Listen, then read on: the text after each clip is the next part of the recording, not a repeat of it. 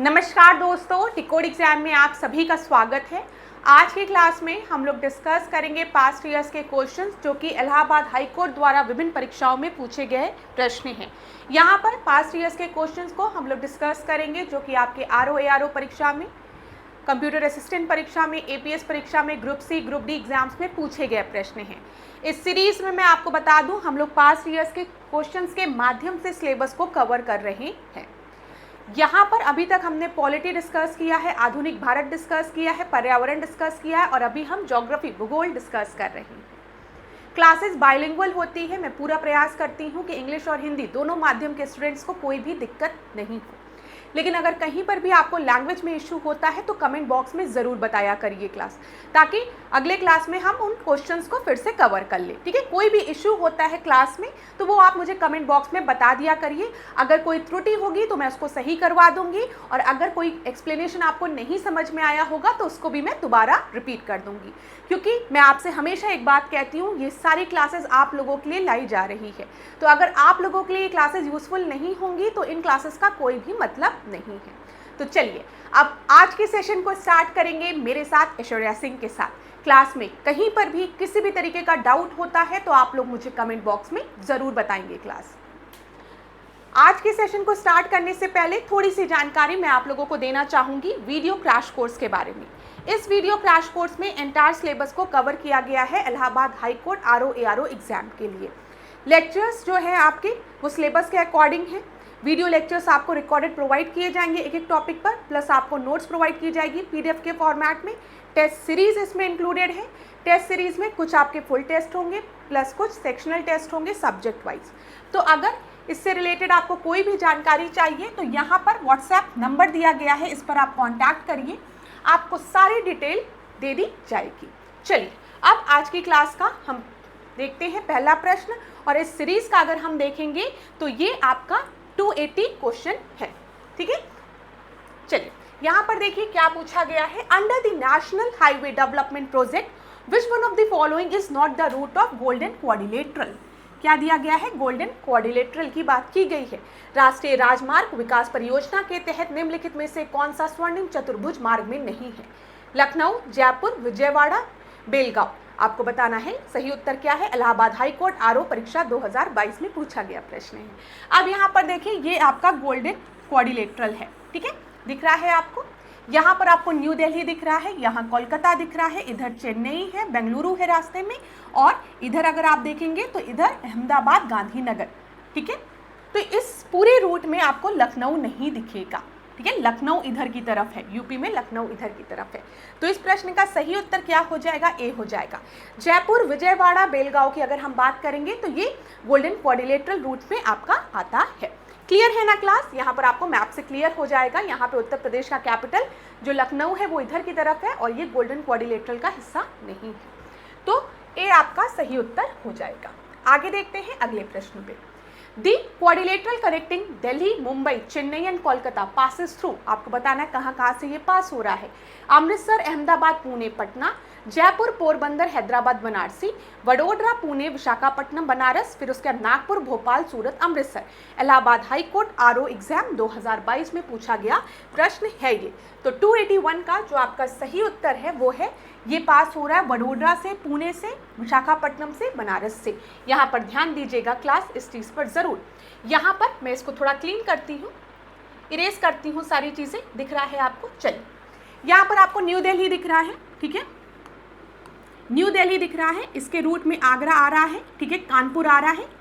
चलिए आप यूपी का लिख लीजिए, आगरा, इधर कानपुर। ठीक है, फिर यहाँ प्रयागराज, फिर वाराणसी। क्लियर है?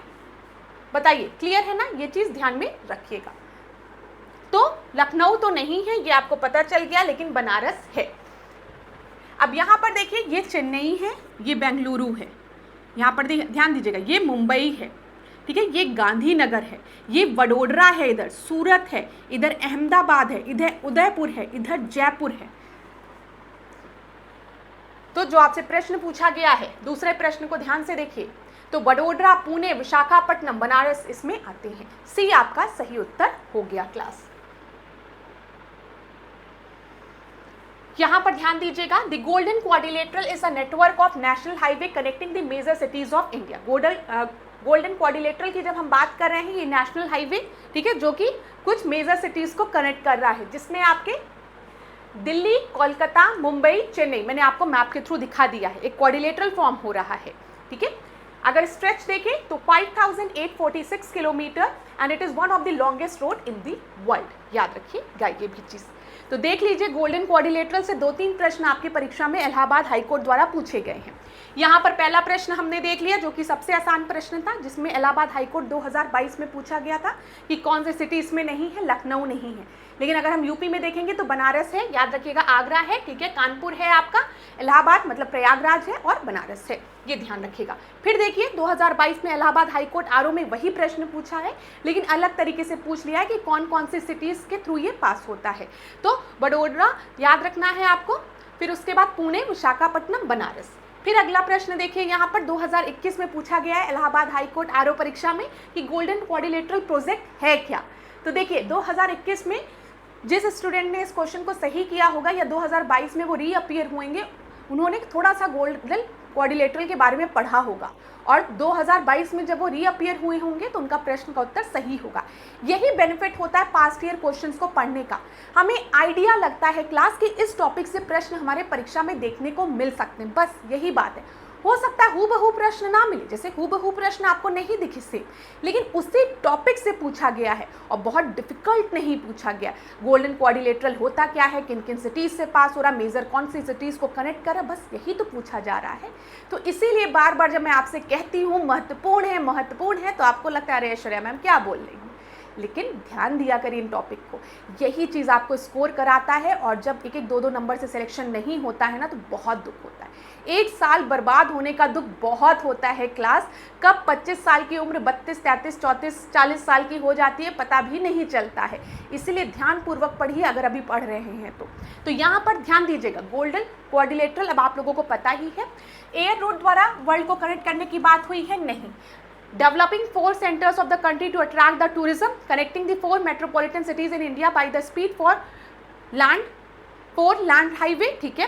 कनेक्टिंग 4 धाम एरियल रूट, नहीं। तो आप सभी को पता है सही उत्तर क्या है, भारत के 4 महानगरों को द्रुतगामी 4 लेन राजमार्ग से जोड़ने का रूट है ये, सी आपका सही उत्तर है।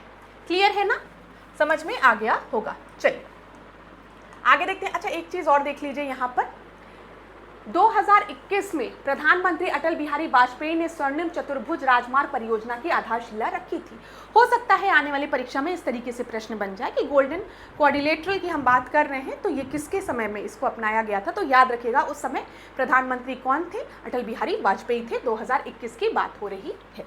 चलिए अगला प्रश्न देखते हैं। इंडिया की पहली मेट्रो सर्विस कहाँ पर स्टार्ट हुई थी? भारत में पहली मेट्रो सेवा कहाँ पर इसका शुभारंभ हुआ था? चेन्नई, बेंगलुरु, दिल्ली, कोलकाता। इलाहाबाद हाईकोर्ट 2021 में पूछा गया प्रश्न है। तो 283 का जो आपका सही उत्तर है वो है कलकत्ता। एपीएस परीक्षा में पूछा गया है। भारत में पहली मेट्रो रेल सेवा की शुरुआत कोलकाता में हुई थी। यह मेट्रो रेल की सेवा का निर्माण 1972 में किया गया था तथा इसका कार्यान्वयन मतलब कब से ये स्टार्ट हुई थी? 1984 में हुई थी स्टार्ट। ठीक है, ये ध्यान रखिएगा। तो एस्प्लेनेड से भवानीगंज के मध्य ये चली थी। ठीक है, ये भी याद रखिएगा। एस्प्लेनेड से भवानीगंज के मध्य ये चली थी कोलकाता में। कब? 1984 में। यही ध्यान रखिएगा। देखिए क्लास पास्ट ईयर्स के क्वेश्चन जब भी पढ़ रहे हैं तो उसके साइड में याद रखिए कि और अगर कोई नया प्रश्न इसी टॉपिक से बनता है तो वो क्या बन सकता है। हो सकता है लास्ट ईयर आपसे पूछा गया हो कि पहली जो मेट्रो रेल सेवा थी वो कहाँ शुरू हुई, तो आपने बता दिया कोलकाता में शुरू हुई। एक और प्रश्न बन सकता है इसका प्रारंभ कब से हुआ था, तो 1984 में हुआ था, ये भी याद रखिए। और कहाँ से कहाँ तक, ये भी बहुत महत्वपूर्ण है, मध्य, इसको नोट कर लीजिए अपने नोटबुक में। ठीक है, तो एस्प्लेनेड से भवानीगंज याद रखिएगा कोलकाता में। चलिए आगे बढ़ते हैं। What is the new name of the Habibganj railway station? Habibganj railway station का नया नाम क्या है? ये 2021 में पूछा गया प्रश्न है। तो यहाँ पे रानी अवंतीबाई रेलवे स्टेशन, ठीक है, फिर Kamlapati railway station, Rani Kamlapati railway station, Rani Karnavati railway station, Rani Lakshmi Bai railway station. तो 284 का जो आपका सही उत्तर है वो है Rani Kamlapati railway station. Habibganj railway station का नाम है, याद रखिएगा। हबीबगंज रेलवे स्टेशन का नया नाम कमलापति रेलवे स्टेशन रखा गया, जो मध्य प्रदेश सरकार द्वारा 2021 में बदला गया था। और ये प्रश्न उस समय करंट अफेयर का प्रश्न था, इसीलिए 2021 में परीक्षा में भी पूछा गया है। चलिए अगला प्रश्न हम देखें तो rural road which link rural areas and village with town are maintain by, ग्रामीण सड़कें जो कि ग्रामीण क्षेत्र एवं ग्रामीण क्षेत्रों को शहर से जोड़ने वाली हैं, उनकी अनुरक्षण करता है कौन? प्रधानमंत्री ग्राम सड़क योजना दिया गया है आपको, ठीक है, जिला परिषद दिया गया है, बीआरओ दिया गया है, पीडब्ल्यूडी दिया गया है। 285 का आपका सही उत्तर क्या होगा? यहाँ पर इलाहाबाद हाईकोर्ट एआरओ परीक्षा 2021 में पूछा गया है। Rural road which link rural areas and the village with the towns are maintained by PWD, ठीक है, यहाँ पर ध्यान दीजिएगा, पीडब्ल्यूडी यहाँ पर होगा आपका। ग्रामीण सड़कें जो कि ग्रामीण क्षेत्र एवं ग्रामीण क्षेत्रों को शहर से जोड़ती हैं, उनका अनुरक्षण पीडब्ल्यूडी द्वारा किया जाता है। आवास और शहरी मामलों के मंत्रालय के तहत केंद्रीय लोक निर्माण विभाग की स्थापना 1854 में की गई थी। चलो मुझे बताओ, 1854 की बात यहाँ पर की गई है, केंद्रीय लोक निर्माण विभाग की बात की गई है, ठीक है, पीडब्ल्यूडी की यहाँ पर बात की गई है। तो पीडब्ल्यूडी का निर्माण किस गवर्नर जनरल के समय में हुआ था? कमेंट बॉक्स में मुझे बताओ, मैंने आप लोगों को पढ़ाया है हिस्ट्री की क्लास में, ठीक है। चलो बताओ कौन सा उस समय गवर्नर जनरल ऑफ इंडिया था जिसके समय पीडब्ल्यूडी का गठन हुआ है? 1854 में, याद रखिएगा। चलिए 286 कमेंट बॉक्स में आप लोग बताएंगे जरूर, हल्के में मत लीजिएगा, बताइए कमेंट बॉक्स में। 286 बताइए, Zoji La tunnel in being build in the Himalayas between, किसके किसके बीच में जोजिला टनल आपका बन रहा था? हिमालय में किसके मध्य जोजिला सुरंग का निर्माण किया गया? शिमला मनाली, मनाली श्रीनगर, श्रीनगर सोनमार्ग या फिर सोनमार्ग द्रास? तो बताइए, इलाहाबाद हाईकोर्ट एआरओ 2021 में पूछा गया ये प्रश्न है। तो सोनमार्ग और द्रास के मध्य जोजिला जो टनल है उसको बिल्ड किया गया है। हिमालय में लद्दाख के कारगिल जिले में स्थित जोजिला सुरंग सोनमर्ग और द्रास के मध्य स्थित है। यह एशिया की सबसे लंबी द्विदिशात्मक सुरंग है जिसकी लंबाई 14.15 किलोमीटर है। चलिए इतना आपको ध्यान नहीं रखना है, बस आपको ये याद रखना है तो इस प्रश्न में पूछा गया है, जब जोजिला टनल की बात की जाएगी तो ये किसके किसके मध्य आपका बना है? तो सोनमर्ग और द्रास के मध्य, ये याद रखिएगा। आगे बढ़ते हैं, अगला प्रश्न देखते हैं। First railway line was open in India in the year 1840, 1853, 1861, 1869। तो बताइए यहाँ पर आपका सही उत्तर क्या है? इलाहाबाद हाईकोर्ट एआरओ परीक्षा 2021 में पूछा गया प्रश्न है। तो 287 का जो आपका सही उत्तर है वो है 1853, बी आपका सही उत्तर है, ठीक है, याद रखिएगा। अच्छा क्लास, थोड़ा सा हिंट आपको मिल गया होगा। जो अभी इसके पहले मैंने प्रश्न आपसे पूछा है पीडब्ल्यूडी डिपार्टमेंट के बारे में, तो वो किसके कार्यकाल में आपका स्थापित किया गया था?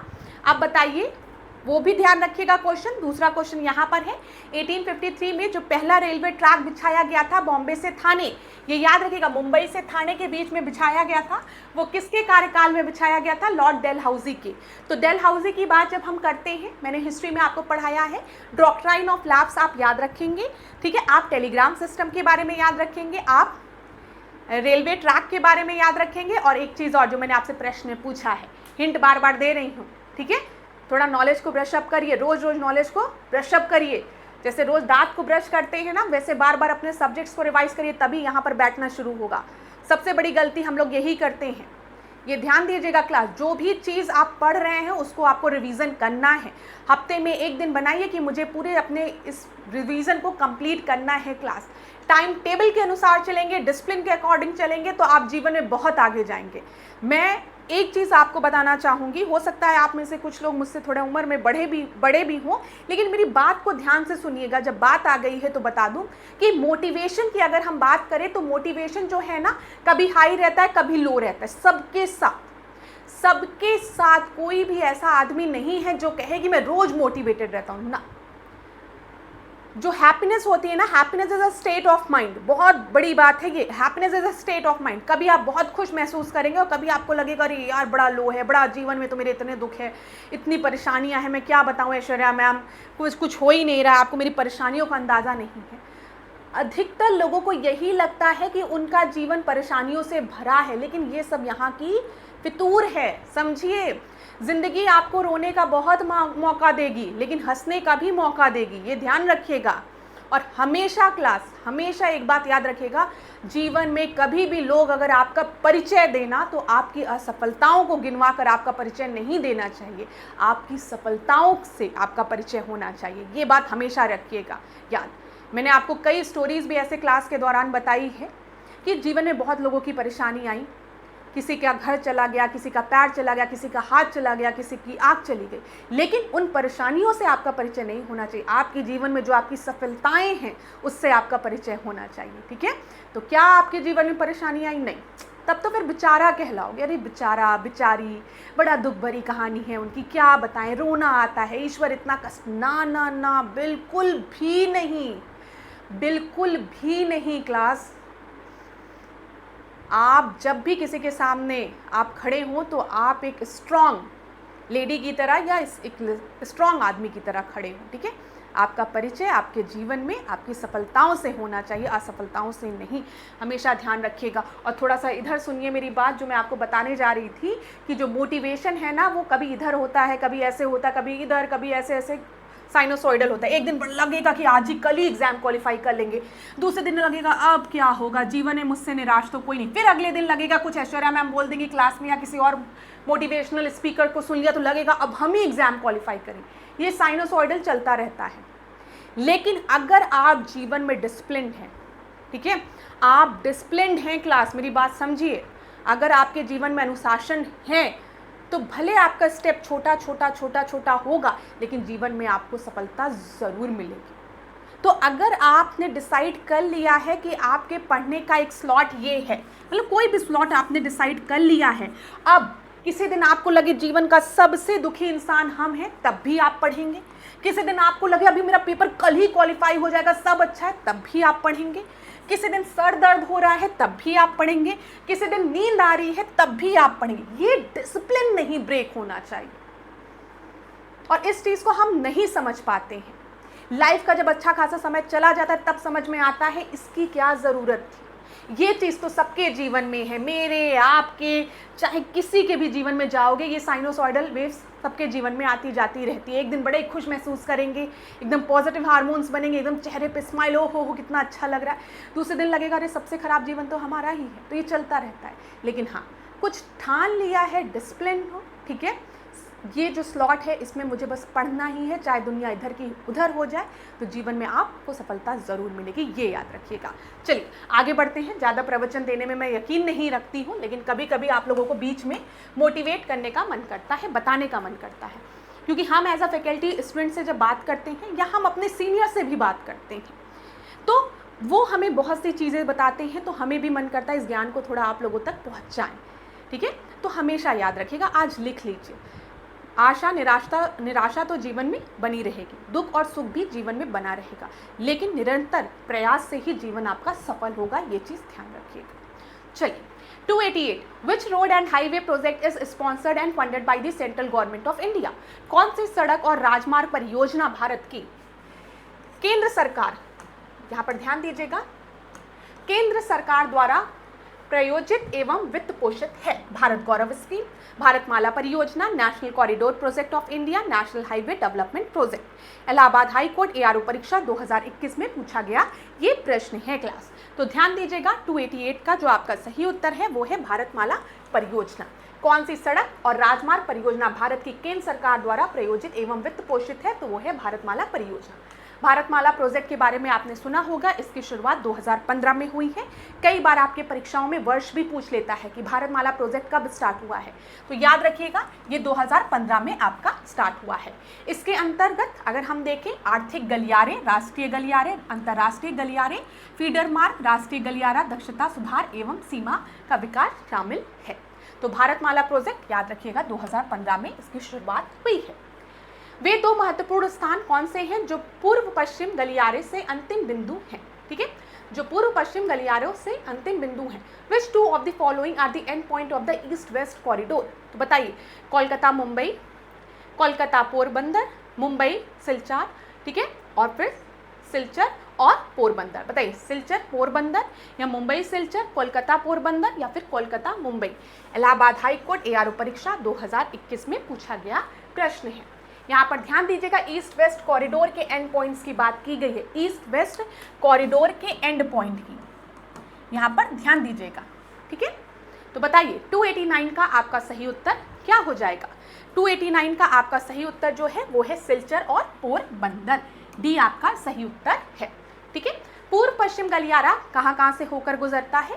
गुजरात, राजस्थान, मध्य प्रदेश, उत्तर प्रदेश, बिहार, पश्चिम बंगाल, असम से होकर गुजरता है। ठीक है, ध्यान रखिएगा ये चीज। तो कहाँ से होकर गुजरता है? गुजरात, राजस्थान, मध्य प्रदेश, उत्तर प्रदेश, बिहार, पश्चिम बंगाल और यहाँ पर असम जरूर याद रखिएगा। ठीक है, असम से भी होकर गुजरता है, यहाँ पर ध्यान रखिएगा। चलिए फिर क्या लिखा है? स्वर्णिम चतुर्भुज का पूर्व पश्चिम गलियारा भारत में सिलचर और पोरबंदर शहरों को जोड़ता है, ये ध्यान रखिएगा। चलिए आगे बढ़ते हैं।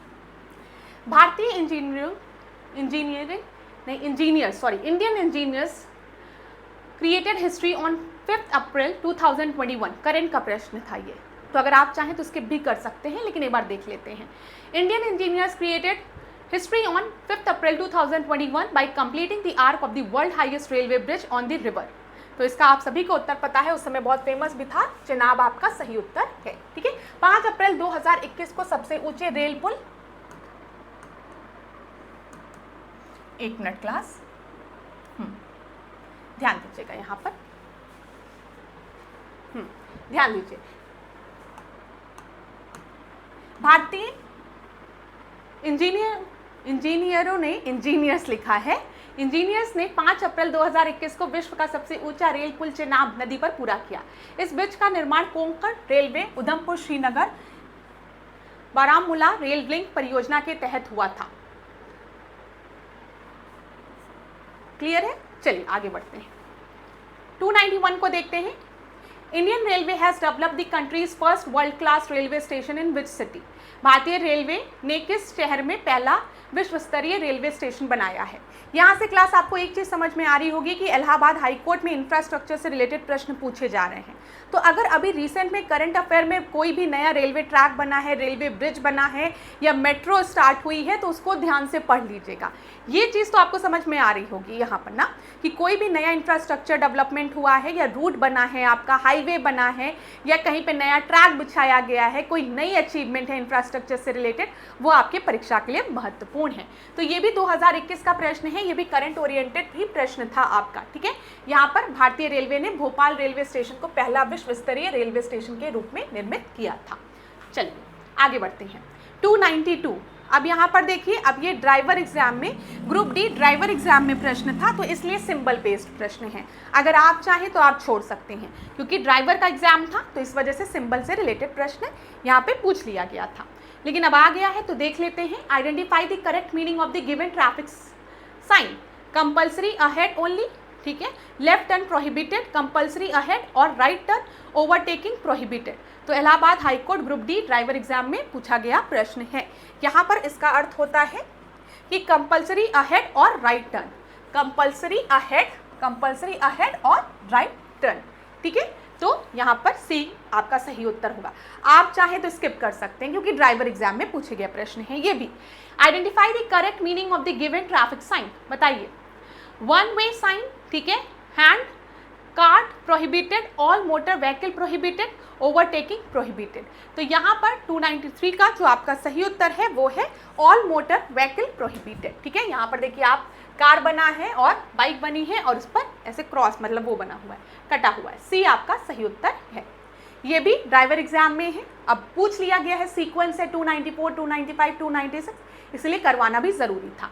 दिए गए ट्रैफिक संकेत का सही मतलब पहचानिए आप। वन वे साइन है, लेफ्ट टर्न प्रोहिबिटेड है, ऑल मोटर व्हीकल प्रोहिबिटेड है, compulsory ahead only. Allahabad high court group D परीक्षा 2019 में पूछा गया प्रश्न है ये। तो वन वे साइन है ये, ठीक है, एक तरफ संकेत।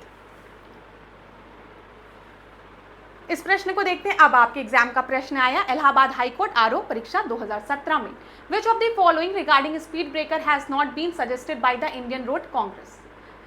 निम्न में से कौन में भारतीय सड़क कांग्रेस द्वारा गतिरोधक के बारे में सुझाया नहीं गया है? 17 मीटर त्रिज्या वाला एक गोलाकार, ठीक है, 17 मीटर रेडियस हम की बात की गई है, येलो पेंट की बात की गई है, width of 3.7 metre, height of 0.10 metre. यहाँ पे 295 का जो आपका सही उत्तर है वो है येलो पेंट की बात नहीं की गई है, बी। यहाँ पर ध्यान दीजिए, भारतीय सड़क कांग्रेस ने गतिरोधक के संबंध में निम्न सुझाव दिए हैं। 17 मीटर त्रिज्या वाला एक गोलाधार भार होता है, 3.7 मीटर की चौड़ाई हो, ठीक है, चाल जो हो वो 25 किलोमीटर पर आवर हो और 0.10 मीटर की ऊंचाई हो। अगला प्रश्न देखते हैं। Which Indian railway station has become the India's first station to be run all by women staff? ये देखिए 2017 का प्रश्न है, ये भी आपका करंट का प्रश्न था, ग्रुप सी परीक्षा में पूछा गया प्रश्न है ये। तो यहाँ पे माटुंगा रेलवे स्टेशन था, विभिन्न परीक्षाओं में उस समय पूछा गया था कि कौन सा ऐसा रेलवे स्टेशन है जिनको खाली जो संचालित होता है खाली विमेंस द्वारा, औरतों द्वारा, तो माटुंगा। उस समय एग्जाम्स में बहुत पूछा जा रहा था ये प्रश्न, विभिन्न परीक्षाओं में पूछा गया था। चलिए 297 क्वेश्चन को देखते हैं। Delhi Mumbai industrial corridor is being constructed between Allahabad high court RO परीक्षा 2014 में पूछा गया प्रश्न है, ठीक है। 297 ये भी उस समय का करंट का ही था। तो याद रखिएगा दादरी और जवाहर लाल नेहरू बंदरगाह के बीच, ठीक है, दादरी और जवाहरलाल नेहरू बंदरगाह के बीच, सी आपका सही उत्तर है। अगला प्रश्न देखते हैं 298 प्रश्न को अब हम देखेंगे क्या दिया गया है। Which of the following is on the east coast of India? East coast पे, नॉर्थ साउथ ईस्ट वेस्ट, ठीक है, बताइए। एन्नोर, मुम्मुर, गोवा, कांडला, फिर नहावा शेवा। तो यहाँ पर इलाहाबाद हाईकोर्ट 2021 में पूछा गया प्रश्न है ये। तो 298 का जो आपका सही उत्तर है वो है एन्नोर। ईस्ट कोस्ट की बात यहाँ पर की गई है, ध्यान रखिएगा। भारत के पूर्वी समुद्र तट पर एन्नोर बंदरगाह जो है वो तमिलनाडु में स्थित है, ठीक है। मारमा गोवा की हम बात करेंगे तो ये कहाँ पर है? ये तो गोवा में है, ठीक है, ध्यान रखिएगा, ये तो गोवा में है। क्लियर है? यहाँ पर देखो पश्चिमी तट पर जो बंदरगाह है उसमें कांडला है, मुंबई है, मंगलोर है, जवाहरलाल नेहरू पोर्ट है, ठीक है, मुर्मुर गोवा है और कोचिन है। क्लियर है? और अगर हम पूर्वी तट की बात करेंगे यहाँ पर तो तूतीकोरिन, विशाखापट्टनम, पारादीप, कोलकाता और एन्नोर बंदरगाह इसमें है। देखो पोर्ट से रिलेटेड प्रश्न परीक्षा में बनते हैं, पोर्ट से रिलेटेड प्रश्न परीक्षा में बनते हैं कि कौन सा आपका नेचुरल पोर्ट है, कौन सा आर्टिफिशियल पोर्ट है, कौन सा पोर्ट आपका ईस्ट में है, कौन सा पोर्ट आपका वेस्ट में है। इस तरीके के प्रश्न परीक्षाओं में बनते हैं पोर्ट से रिलेटेड, तो इसको ज़रूर पढ़ लेना, इसको छोड़ने की गलती मत करना। अगला देखते हैं 299। Which one of the following is not a part along the western coast of India? तो बताइए वेस्टर्न कोस्ट की बात यहाँ पर की गई है, ईस्ट और वेस्ट, ठीक है, तो वेस्टर्न कोस्ट का पार्ट नहीं है बोला गया है, बताइए। तो नहावा शेवा, ठीक है, मुर्मू गोवा गावो, ठीक है, मुर्मुर गावो, फिर तूतीकोरिन और कोचिन। इलाहाबाद हाईकोर्ट एपीएस परीक्षा 2021 में पूछा गया प्रश्न है ये। यहाँ पर तूतीकोरिन जो है वो आपके वेस्टर्न कोस्ट में नहीं है, वो आपके ईस्टर्न कोस्ट में है। अभी मैंने थोड़ी देर पहले आपको बताया तूतीकोरिन की हम बात करेंगे तो ये तमिलनाडु में स्थित है और ये एक कृत्रिम बंदरगाह है, आर्टिफिशियल पोर्ट है, ये भी याद रखिएगा। India's first undersea tunnel is being constructed in which of the following cities? Cochin, Mumbai, Chennai या फिर विशाखापट्टनम। 2021 का प्रश्न है, ये सब भी आपका करंट ओरिएंटेड प्रश्न ही था, तो मुंबई आपका सही उत्तर है। अंडर सी टनल अब बन भी चुका है, ठीक है, ध्यान रखिएगा, 9 किलोमीटर लगभग है वो। Name the largest natural port of India. Bharat के सबसे बड़े प्राकृतिक बंदरगाह का नाम आपको बताना है कि क्या है। कांडला, विशाखापट्टनम, जवाहरलाल नेहरू पोर्ट या Haldia. Allahabad high court ARO परीक्षा 2021 में पूछा गया प्रश्न है ये। तो यहाँ पर जवाहरलाल नेहरू पोर्ट जो है मुंबई में वो आपका एक क्या है? नेचुरल पोर्ट ऑफ इंडिया है। सी आपका सही उत्तर है।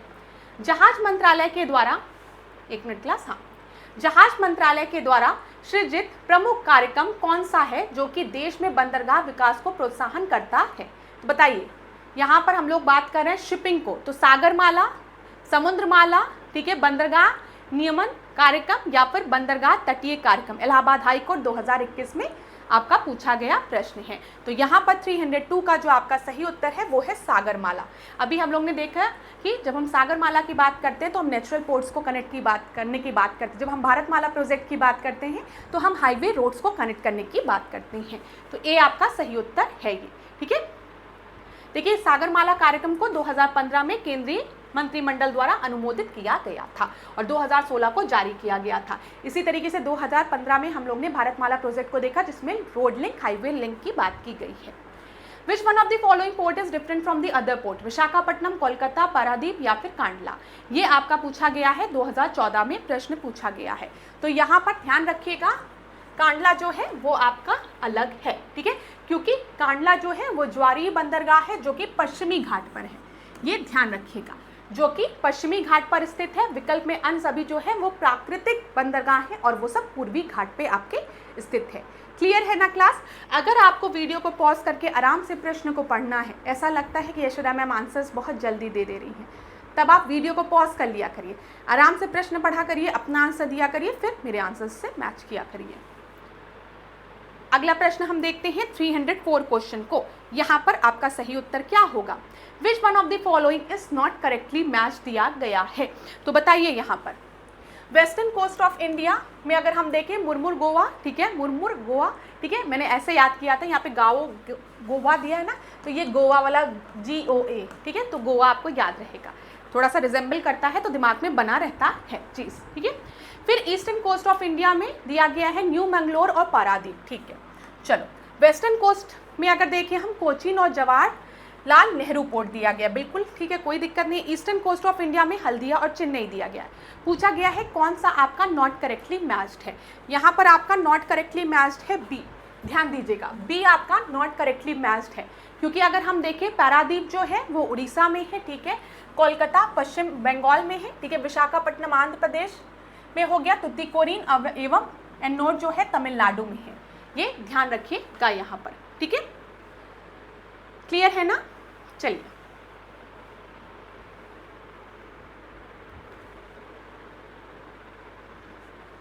यहाँ पर देखिए, मंगलौर जो है वो कर्नाटक में है, क्लियर हो गया, कोचिन केरल में है, और ये सब आपके कहाँ पर है? पश्चिम में है,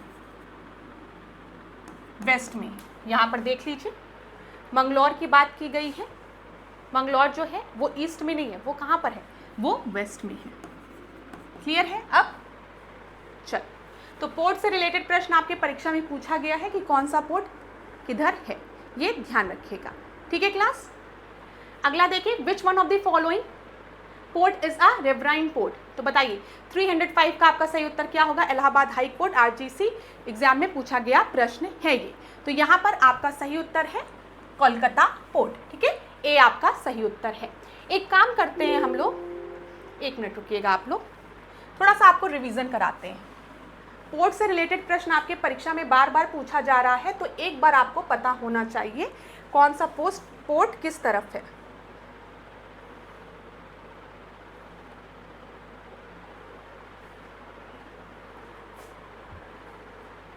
अब जब पढ़ा ही रही हूँ तो इसको पढ़ा दूँ ढंग से तो ज़्यादा अच्छा लगेगा ना आप लोगों को।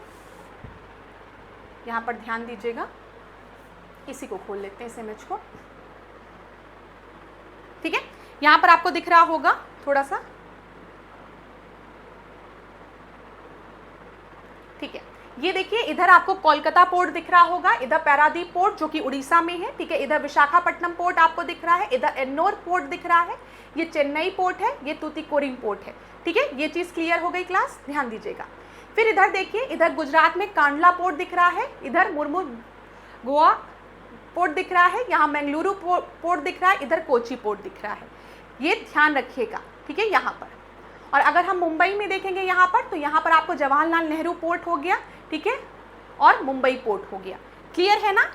तो चलिए, हमने इस चीज़ को एक बार देख लिया, मुझे ये इस पिक्चर को इंक्लूड करना चाहिए था लेकिन मैंने इंक्लूड नहीं किया था, तो इसीलिए आपको इमेज के थ्रू बता दिया। अब क्लास एयर ट्रांसपोर्ट से रिलेटेड जो प्रश्न है ना, वो हम लोग नेक्स्ट क्लास में कवर करेंगे।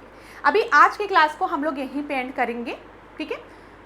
जब आपका बचा है एयर ट्रांसपोर्ट, इसको नेक्स्ट क्लास में कवर कर लेंगे। तो thank you so much class, आज के सेशन को यहीं पे एंड करेंगे, लेकिन जाते जाते फिर मेरी एक बात ज़रूर याद रखिएगा, अभी इधर के जो लेक्चर्स हैं उसमें तो बहुत एक्सप्लेन करने की आवश्यकता नहीं है, तो इसलिए हम लोग जल्दी जल्दी क्वेश्चंस को कवर कर ले रहे हैं ताकि मैक्सिमम क्वेश्चंस कवर हो जाए। लेकिन जहाँ पर भी एक्सप्लेनेशन की ज़रूरत होगी वहाँ पर मैं ज़रूर एक्सप्लेन करूँगी। अगर आपको किसी भी टॉपिक में दिक्कत होती, किसी भी टॉपिक में दिक्कत होती, किसी भी सब्जेक्ट की, तो कमेंट बॉक्स में मुझे ज़रूर बताया करिए। हम लोग आने वाले समय में या आने वाले लेक्चर्स में उन टॉपिक्स को कवर कर लेंगे। और अगर किसी क्वेश्चन में आपको कोई एरर मिलता है या लगता है कि एक्सप्लेनेशन और बेटर होनी चाहिए थी, तो वो भी आप मुझे कमेंट बॉक्स में बता सकते हैं। जो कमेंट बॉक्स दिया रहता है ना, ये हमारे और आपके बीच में एक इंटरेक्शन का माध्यम है, क्योंकि जब आप वहाँ पर मुझे कोई भी चीज़ बताते हैं तो मुझे पता चलता है कि आगे की क्लासेस को किस तरीके से हम लोगों को और बेटर करना है। और ये सारी क्लासेस आप लोगों के लिए लाई जा रही है, तो अगर आपके लिए यूज़फुल रहेगी ये क्लासेस और आपका अगर सिलेक्शन में इन क्लासेस का योगदान होगा, तभी इन क्लासेस का जो मेन पर्पज़ है वो सफल होगा ना। ऐसा तो है नहीं कि मैं आ रही हूँ, पढ़ा के चली जा रही हूँ, मुझे आप लोग से मतलब नहीं है। मेरा मेन मोटिव यही होता है कि अगर मेरे स्टूडेंट्स मेरी क्लास 20 मिनट भी देखते हैं, 25 मिनट भी देखते हैं या पूरी क्लास देखते हैं, जितनी भी देर की है, तो उनको उस क्लास से फ़ायदा मिले, ठीक है, और वहाँ से आपके परीक्षा में ज़्यादा से ज़्यादा प्रश्न बने। तो अब इसी सोच के साथ मैं अपनी क्लासेस को लेती हूँ, और अगर कहीं पर भी डाउट होगा तो कमेंट बॉक्स में आप लोग बताएंगे मुझे।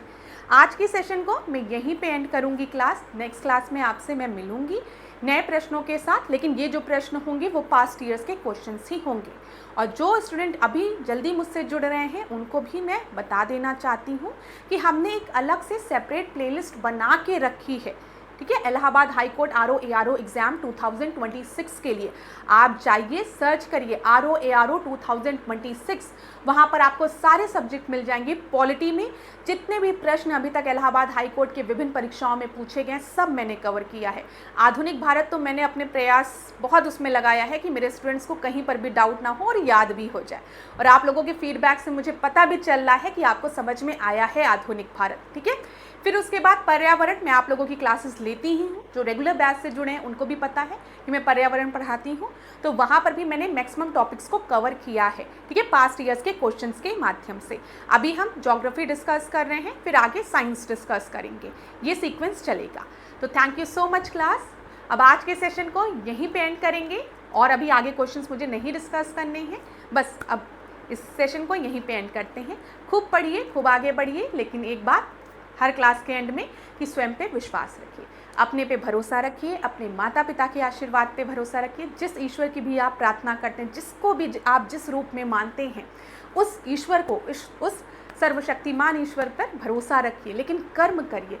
सही समय आने पे क्लास आपको सफलता ज़रूर मिलेगी, ठीक है। मन को निराश मत करिए, याद रखिएगा मोटिवेशन और ये निराश होना और मतलब ये कि बहुत अच्छे खुश हैं, अरे मैम मेरा सिलेक्शन कल ही हो जाएगी, ये स्टेट ऑफ माइंड होता है। कभी खुश हैं, कभी दुखी हैं, कभी बहुत उत्साहित हैं, कभी एकदम निराश हैं, ये सब दिमाग का खेल है। लेकिन डिसिप्लिन लाइफ में बना रहना चाहिए। जो कार्य हमें करना है, जो टारगेट हमने डिसाइड किया है, उसे हमें अचीव करना है, ठीक है, ये हमेशा याद रखिएगा। तो धन्यवाद क्लास। आज के सेशन को एंड करते हैं। इसी तरीके से मेरे साथ ऐश्वर्या सिंह के साथ डिकोड एग्जाम के साथ बने रहिए, खूब पढ़िए। मैं ईश्वर से प्रार्थना करूंगी आप लोगों को जल्दी से जल्दी सफलता मिले। धन्यवाद क्लास।